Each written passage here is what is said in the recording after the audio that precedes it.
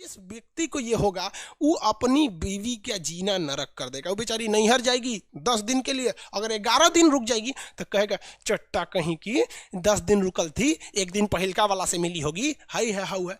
तो जब अपनी ही पत्नी पर पत्नी का अगर लाइसेंस नहीं है तो गर्लफ्रेंड है, उसका लाइसेंस बना दिए तो पत्नी।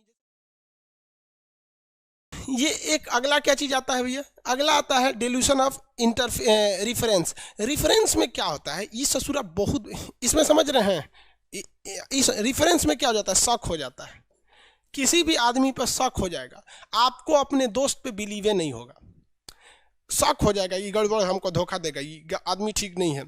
उसका फोन बिजी आ गया, कहाँ थे हेनतेन। देखिए याद रखिएगा, डेल्यूशन ऑफ रेफरेंस कभी भी वाइफ और गर्लफ्रेंड के साथ नहीं होता है, ये आपके करीबी रिश्तेदार के साथ हो सकता है, वाइफ और गर्लफ्रेंड के साथ ये नहीं होता है। वाइफ और गर्लफ्रेंड के साथ ये होता है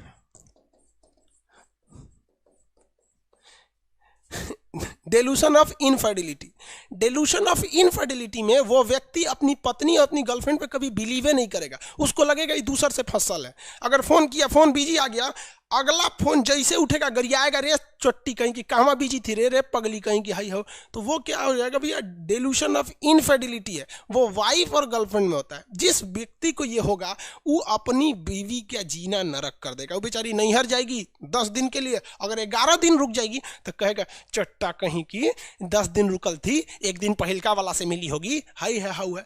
तो जब अपनी ही पत्नी पर पत्नी का अगर लाइसेंस नहीं है तो गर्लफ्रेंड है, उसका लाइसेंस बना दिए तो पत्नी। जैसे कैसे बंदूक है, गैर कानूनी है, लाइसेंस बन गया तो आपका आराम से घूमिए, तो गर्लफ्रेंड का लाइसेंस बनवा लीजिए, पत्नी हो जाएगी। बिना लाइसेंस ही है तो गर्लफ्रेंड।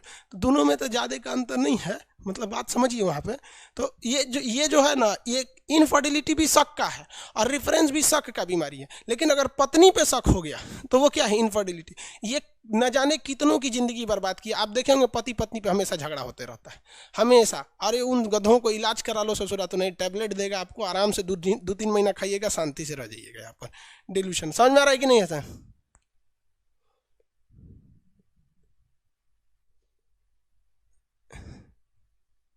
अजमत मंसूर बोल रहे हैं कि सर ये बीमारी जो है ना 99% लोगों में हो रहा है। हाँ भैया, ये बहुत ज़्यादा लोगों में होता है।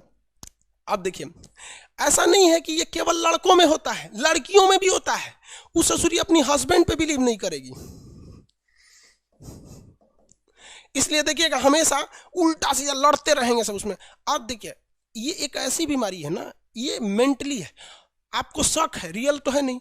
तो अब सपोज कीजिए कि किसी व्यक्ति को अपनी पत्नी पे शक है, तो थोड़े बोलेगा कि रे ते केकरा से फसल है, पहिलका वाला से बतिया रही है क्या, वो उसको कभी बोलेगा ही नहीं बोलेगा। लेकिन अंदर अंदर उससे एगो टीस रखेगा, जिस वजह से उसको खाना दे, उसका चलने पे शक करेगा। किसी दिन बेचारी अच्छा से सज जाएगी तो शक करेगा, देखा आज कहाँ पे है, ये है वो है, जरूर कोनो के बोले ले है, आज ऑफिस ना जाएंगे हम।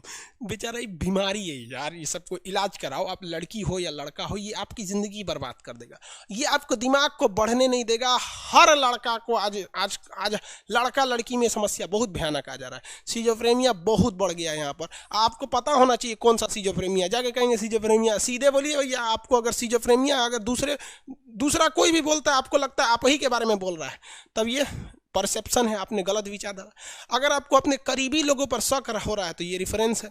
और अगर अपने हस्बैंड या अपने वाइफ पर हो रहा है तो आपको इनफर्टिलिटी है। समझ में आ रहा है कि नहीं है? जैसे सिजोफ्रेनिया जिसको है, कोरोना अगर शांत हो जाए तो तुरंत जाके उसका इलाज करा दिए, वरना आप कभी सक्सेस नहीं हो सकते। इम्पॉसिबल है सक्सेस होना। सिजोफ्रेनिया ने हिंदुस्तान के लाखों लोगों की करियर बर्बाद कर दिया।